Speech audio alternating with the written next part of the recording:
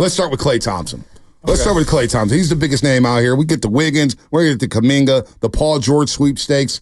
Klay Thompson. What's your read on the situation, Slates?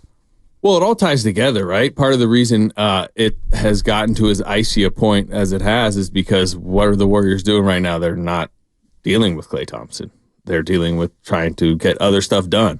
But Klay Thompson knows that. And it's, I think there is a part of Klay Thompson, and I would almost even say a large part of Klay Thompson that is internally debating right now, like whether he just wants to leave, regardless of money, years, this, that, and that's part of, the story I put out last week was I think bringing that reality a little bit more to the public, that I think there's too much of this national perception, outside perception that, oh, maybe he's, looking at a deal that he doesn't really like monies and years wise. And, eventually maybe him and the Warriors will get back together. But both sides, of course, would love for this reunion to happen. That's just not necessarily where it is right now. I do think it's possible it comes back together. There's a lot of conversations that will happen between, now and let's say July 3rd, July 4th, whenever decision time does come. And there's a lot of moves or non-moves that the Warriors need to make that really impact the money and the situation that he would maybe be coming back to. But, and you guys have talked about it all year, but there is just a chance, particularly from the Klay side, that just a breakup is needed, a fresh start is needed. And I would say it's leaning that way. Again, I don't want to go too definitive because things change this time of year. The situation can change. The money either on the market can change enough, the Warriors offer whatever, that maybe it comes back together, but that is not the way it's trending. Do the Warriors even, at their core, they say out loud, hey, we want him back. For example, Steve Kerr saying on the Jim Rome show, and there's a public face you got to put out there. Internally, do they want him back at all? Forget money and years. Do they even want him back at all? Yeah, I think, for the right money, the right price, and the right mindset that, if he came back and if the entire vibe is happier, I think they would. But it was an unhappy season for Klay Thompson last year. I mean, we all saw we can go through, blow by blow if you guys want to. No, but we've done that already. It wasn't that hidden what was happening. And him kind of coming to grips at this stage of his career. Obviously the finances involved. I really think the lack of communication and motivation from the front office to get something done with him was, kind of looming over everything. There was a benching, there was, the closing time situations, again, stuff you all know.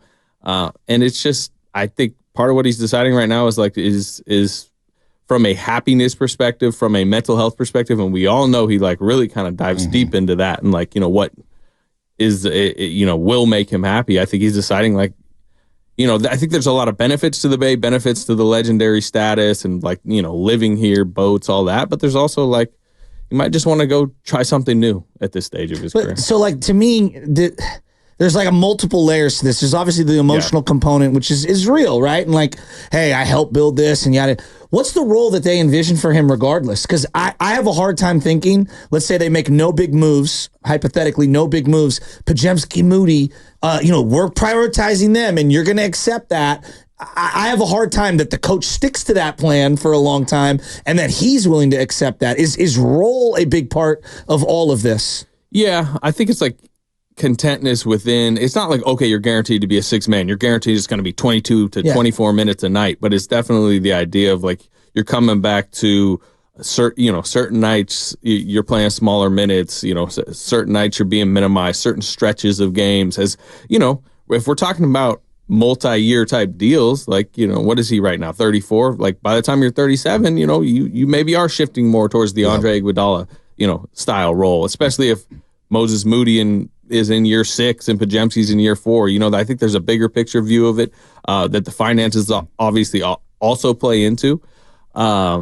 It's there's the up top situation too with the fact that I don't think that they have shown the love to him financially that he necessarily thought was coming. And it's not just strict dollars and cents on the table. It's literally just conversations about my future. It's just been very much over the last couple of years, like, we'll get to it when we get to it. Wow. Like, I mean, it's what's happening right now. Yep. It's what's happening. But not to defend the Warriors, but like with the modern CBA changing after the Wiggins deal was the extent, like they extended Poole and Wiggins, and then the CBA changed 6 months later. Like, can we really fault the Warriors for like, hey, we got to like pump the brakes here because we don't really understand this new CBA? No, you don't have to fault the Warriors. I think it's very reasonable the tack they're taking right now. Like, you know, your guys, I'm sure, are going to ask me plenty about the Paul George situation. Yep. Like, yeah, if you have a chance at Paul George or other big fish this week, like, go after it. Hey, by the way, you know, remember the LeBron James, like, you know, jaded chase towards the deadline? Who might have been in that deal? Yep. Klay Thompson. Yeah, I heard it was Klay Thompson. So the point would be like, yeah, we could sit here and argue from a basketball perspective why you definitely would, like, you know, go down these roads, but also like Klay Thompson knows what that means for him. Right. Like what's going on right now, all these like big fish that the Warriors are chasing and various deals and the way they affect aprons and money, there's chances if they succeed in what they're trying to do, he's gone regardless. Right. Yep. This is a business. Klay Thompson has representatives. Klay Thompson has smart people, and Klay Thompson is smart himself about the business. He knows that they're literally saying, hey, we hope we succeed in some things that might mean you're gone. So he can just sit back and go, how about I just make the choice for you? You know what I mean? I'm not saying it's over. I do not want that out there, but this is what has happened to this point. And some of the sequencing of this offseason, the Chris Paul guarantee date being Friday, which is before free agency, that has forced the Warriors' hand to, like, you know, prioritize some other stuff. So some of it's just timing. And again, it's timing with when he's extension eligible compared to when Poole was, when Wiggins was, when Draymond was. Maybe if Klay, you know, again, if Klay was just had a player option for this past year instead of when he signed that full max back after the ACL, he did no player options. Yep. Had he got a player option then and had more leverage last summer, he probably would have leveraged his way into a longer term deal at the time. He was coming off leading the league in threes. This is when he's up. This is a bad time for him to be up. That's not even just with the Warriors, right? That's with the market in general. Yep. But it's also just led to, it's a lot of factors leading to this moment, including the fact that they were the 10 seed last year, and now the second apron's kicking in, and now the money, and it's just a lot of stuff that if 10 days from now we are telling the story of a breakup, a very surprising breakup, I think, to a lot of people, that it's all part of it. Anthony Slater live in studio here on the morning, also on 95.7 The Game, our 95.7 The Game insider, and insider for The Athletic, covers the Golden State Warriors. Klay Thompson came off the bench, and he came off the bench the day before the All-Star break in Utah. He lit it up in that first half, and I know there was some reluctancy to do that. Over those 14 games, he played well off the bench, but behind the scenes, how was he feeling? Because he told us on front end, I'm loving it, I'm getting to watch the game flow, blah, blah, blah. But was that just lip service saying, you know what, I'll roll with it right now. I know I'm out of here because I don't think Pods or Booty should be starting over me. Do you guys remember the game before he got benched? Was it the Brooklyn game? Or no, was it Clippers? Was it Clippers? So it was a home Clippers game. Yep. They lost. Yep. He got benched down the stretch, which wasn't the first time. Yep. It was maybe like the fifth time or something like that. He was frustrated over there on the bench as they were, by the way, blowing a lead. Remember? Another one of those big, bad blown leads. And, like, you know, he's over there watching the team kind of screw up at the end, and he's not on the court. He's not particularly happy about it. But then they do put him in with like 30 seconds left. Remember, he commits the foul that Steve is like up in arms, like, why'd you commit that foul? They benched him the next day. It was right before the All-Star break. The first game, last game before the All-Star break, as you said. That was a turbulent time around them for various reasons, right? That was a horrible loss. Klay made a huge mistake. There was already like, should Klay be starting? Should he not be? The post game was relatively awkward. You know, Steve's like, no, like that was a no foul situation. Right. We knew not to foul. He fouled.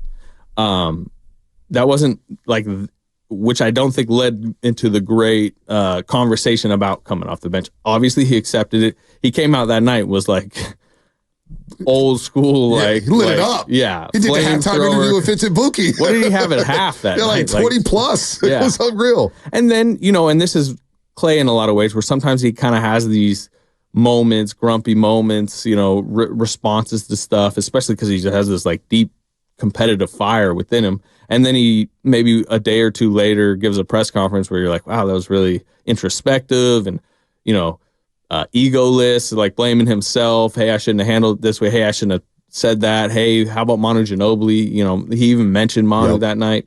So there's always a back and forth with that, I think, with him emotionally. But like, how did he handle it? Like, he played really well off the bench, but I do know one of the points he continued to make during that stretch. I remember he did it in Washington. The same time Chris Paul comes back in Washington, he's back. They both, I remember they both had interesting quotes that night, but Klay's was basically like, look, if I'm getting 25 to 30 minutes regardless, like, I guess it doesn't really matter if I'm coming off the bench. I'm basically still playing starter minutes. And that's the truth. Yep. You look down the stretch of the season, he was playing, starter minutes. He was still third, fourth on the team in minutes played.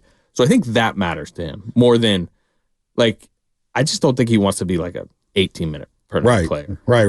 Does closing, is a closing, because that felt every time that he was on the bench when he was closing, it just felt body language-wise, which is fair or unfair, but that's all we see on television. Well, see, I don't think it's just the closing. I think it's the fact, too, that you're seeing a rookie in Brandon Podziemski who had a solid rookie season, first-team all-rookie, but Klay's probably thinking, I'm better than that guy. I should be closing. I've closed with these guys in finals games, and Pods is closing, and he's never been here before, and he's goofing around, and then all of a sudden Klay started again at the end of the year because Pods hit that little rookie wall for a second. This, to me, is where, like, their really bad starts over the last two seasons really snowballed on both seasons, where you could have made choices in the bigger picture, protective of Klay or the rookies, James Wiseman, if we went back a couple of years ago, you could have made rotation decisions that had the bigger picture in mind had you not been chasing the standings the entire season, where one loss felt big. That's why I remember they went to 3-7 two seasons ago, and then they're like, look,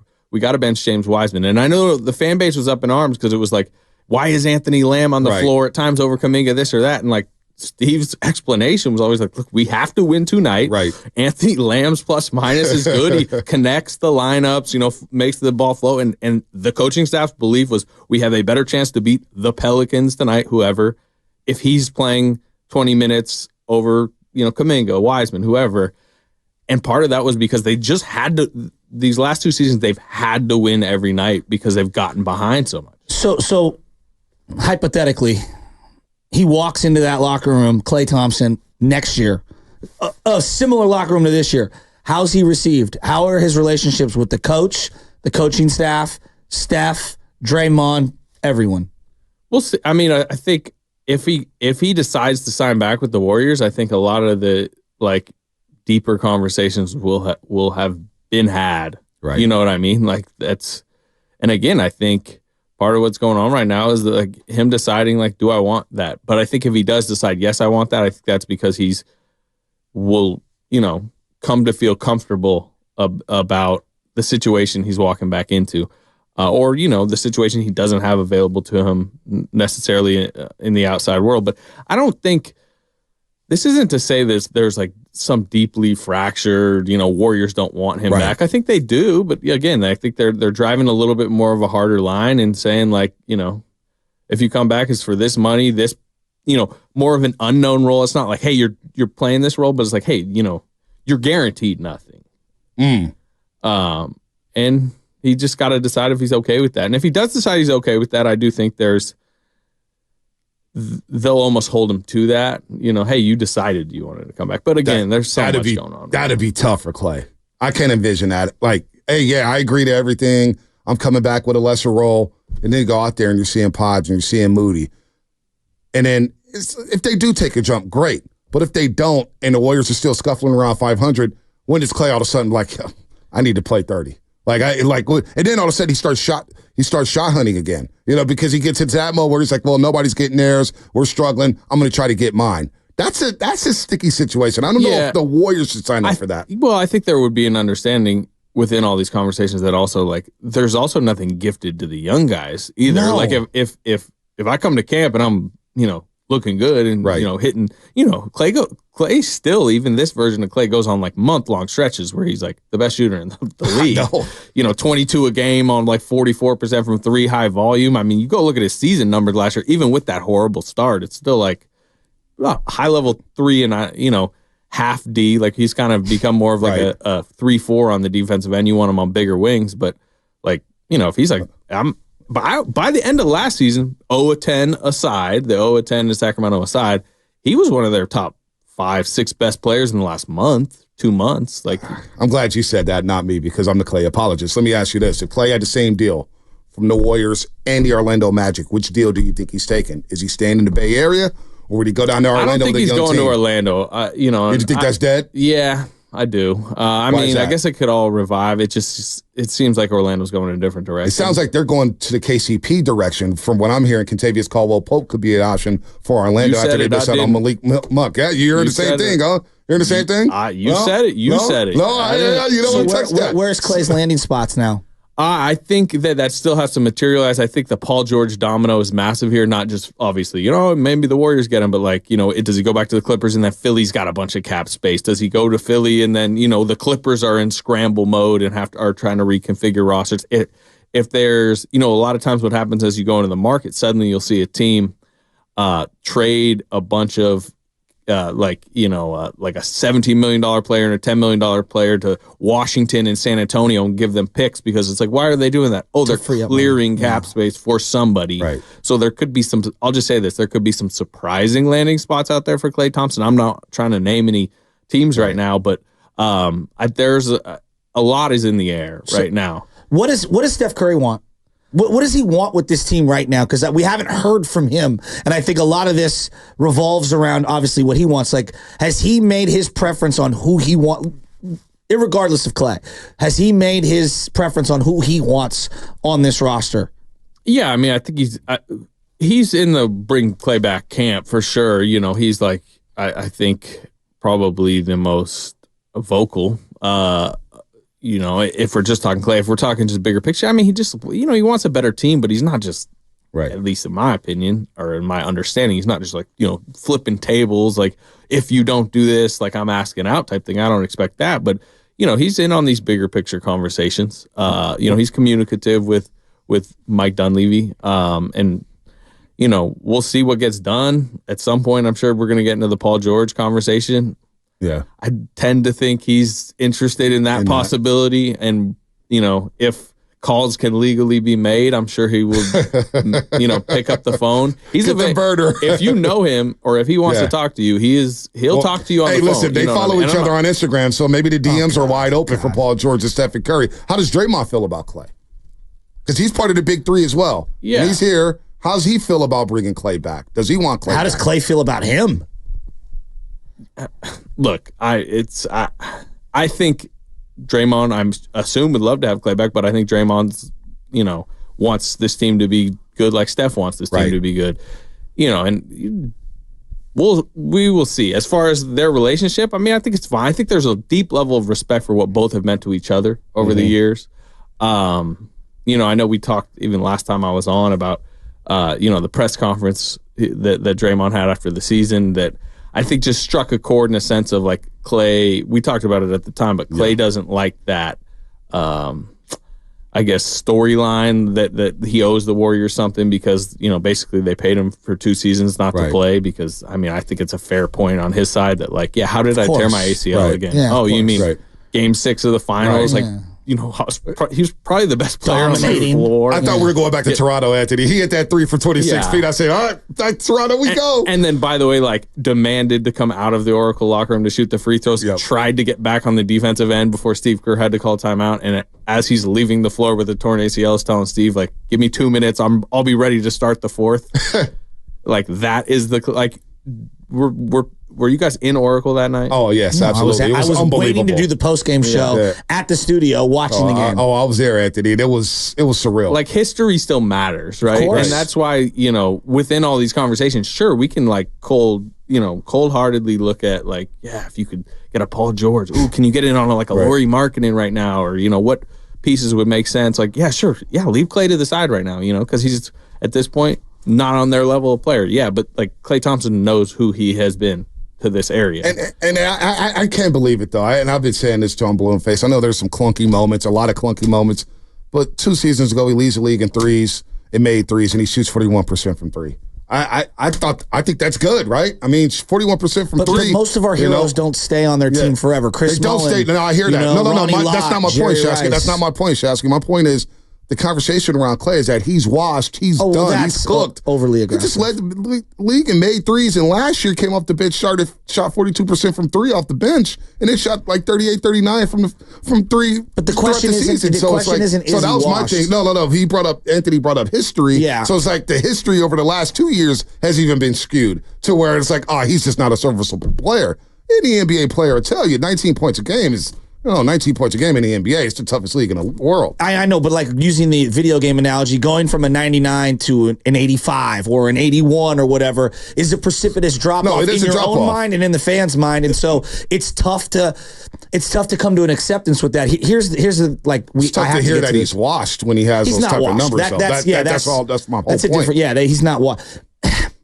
Is there any scenario where it's Steph, Draymond, Klay, and someone like Paul George? Paul George might be a little bit difficult because of the money he would command. Because that's what's going on with Paul George. Right? He's searching for his max. And that's why I'm asking. Like, is there any way? Well, sure. The way is like Klay on like a, we're talking like a mid-level type rate. At that point, because this is where it gets tricky, and like we almost all have to like get our calculators and the CBA notes out, because this Mikal Bridges trade that just happened yesterday just brought up a new rule that I'm learning now with this first apron, second apron, where and like this is going to be a very long-winded way to get there. But the fact that the Knicks traded Bogdanovich, who makes less than Mikal Bridges, for Mikal Bridges, they're technically now locked, hard capped at the first apron, not the second apron, because if you make a trade where you're bringing in more money than you give out, you get locked in at the first apron, which is way lower.